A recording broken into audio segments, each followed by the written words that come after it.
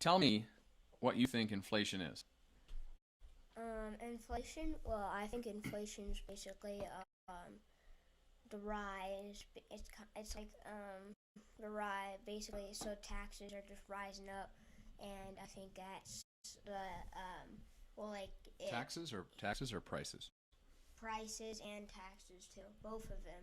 It's inflation, like because you just like I remember in like the old days when you were just a kid, like I don't know, like stuff was just like $1 or something. Now they're like 20 or Mm. something.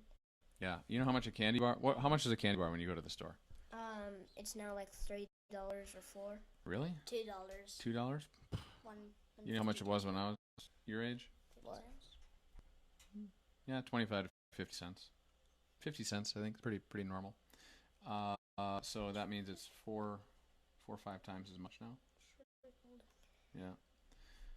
All right. Well, Will, any other thoughts about what inflation is? Um, what they've been doing is that they've just been printing more and more and more money, like Mm. because they're in debt. They just love to spend. Yes. Inflation is kind of the government's fault, and I don't really know how you could like solve that. I feel like the only reason why you could solve that is if like you're the leader of the treasury or whatever, and you stop like making money. Yeah. Yeah.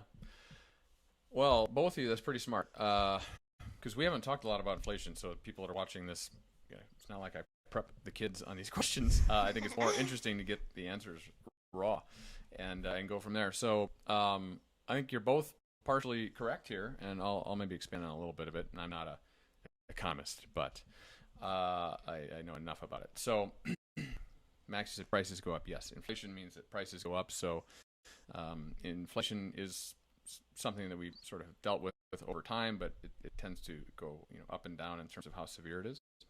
And when it gets to be severe, then prices go up. So the case of the candy bar is a good example. And William, you're exactly right in terms of what influences or can cause inflation. One is The government. inflation of the money supply. So if there's more money in the system, then prices will go up because there's more competition for the same goods with more money in the system. And so that makes sense. And I got a good example that we'll talk about in just a second. And then the other is who can control it. And it's largely is government. Yeah. In terms of how much money supply is out there. And so you've heard about the Federal Reserve, which is our smartest and brightest economists in the world and in the country that make policies around what savings rates and everything are. And by doing that and then manipulating how much money is in the system and how much bonds and treasuries that they sell, they can sort of impact inflation.